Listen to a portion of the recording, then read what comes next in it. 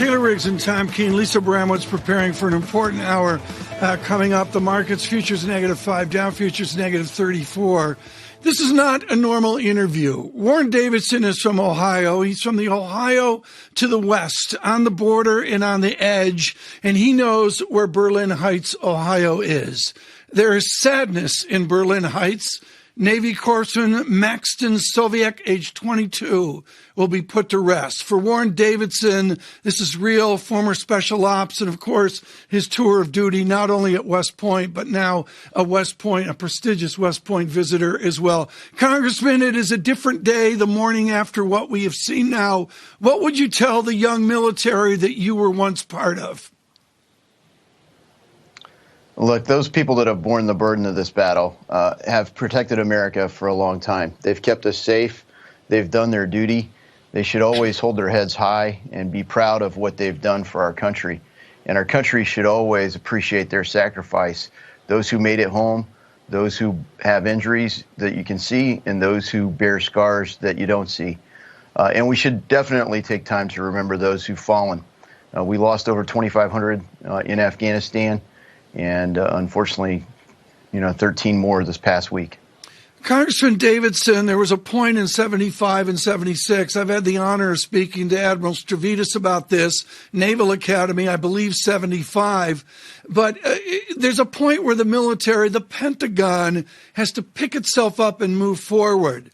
How will they do that? How will the Pentagon move forward after the last plane left last night?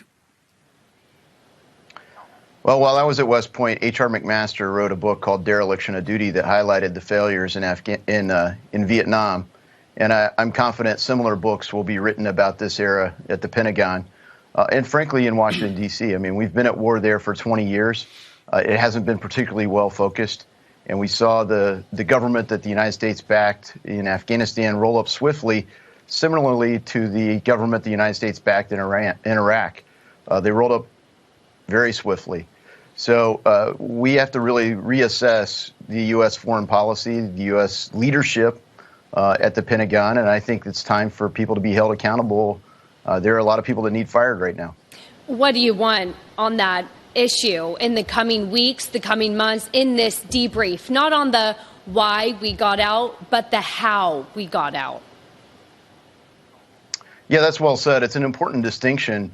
And when I went into this classified briefing recently, I felt like it was probably appropriate for President Biden to resign.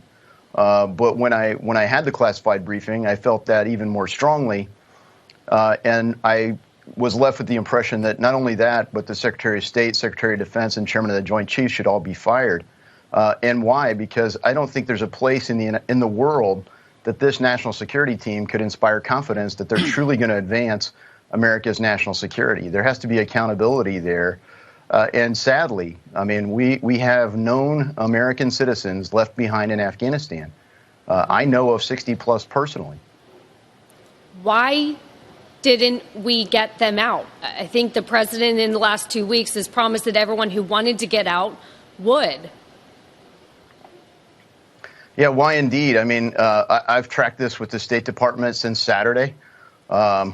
I mean, outrage is, try to control myself here on the camera, but outrage is an understatement. I've tried every kind of tactic I can. They need the clearance to leave.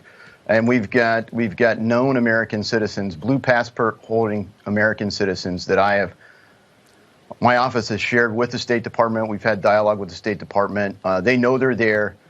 And yet we evacuated anyway. We know that it's going to be much harder to get them out. To me, that is complete dereliction of duty and gross negligence of the worst kind. Congressman, you are part of the 3rd Infantry Division. This is out of the Battle of Marne in World War I, and all the history of the white and blue banner worn on the shoulder for that famous division. I want you to discuss now the American modern military, which is technology over infantry. The technology is every solution to what we can do, that we can prosecute military affairs from a distance. That doesn't sound like the 3rd Infantry Division.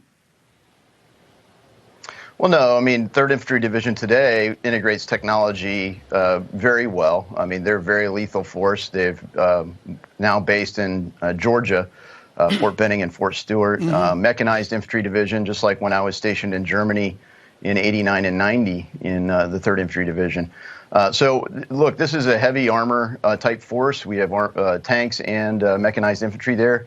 This operation that we've seen in Afghanistan and Iraq, the war on terror, is really a special operations mission more than that. And when you look at how was ISIS defeated, where they went from controlling vast territories to minimal territory to none, it was with very focused special operations. It wasn't by occupying ground and driving down the same supply routes every day to be ambushed and killed with IEDs.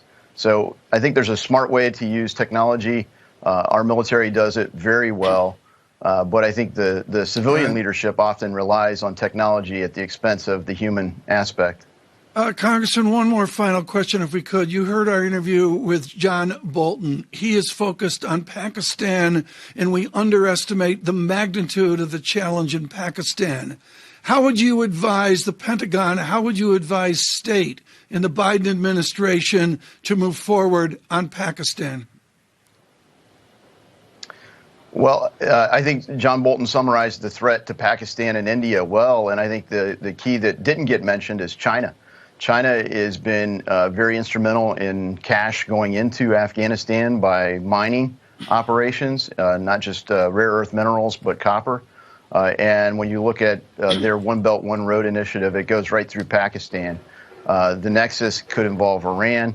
And so we really have to be focused on our actions there. We shouldn't be doing things that embolden or strengthen Iran, like this administration has talked about. We should be doing things that focus on our adversaries. And Iran, China, Pakistan, all run through that area. And we should be highly focused on making sure that there are no sanctuaries for terror. And let's not forget that when we found bin Laden in 2011, he was in Pakistan. Warren Davidson, thank you. A different interview on this different morning after we leave Afghanistan. Warren Davidson of the 8th District in Ohio, the west of Ohio, of Troy.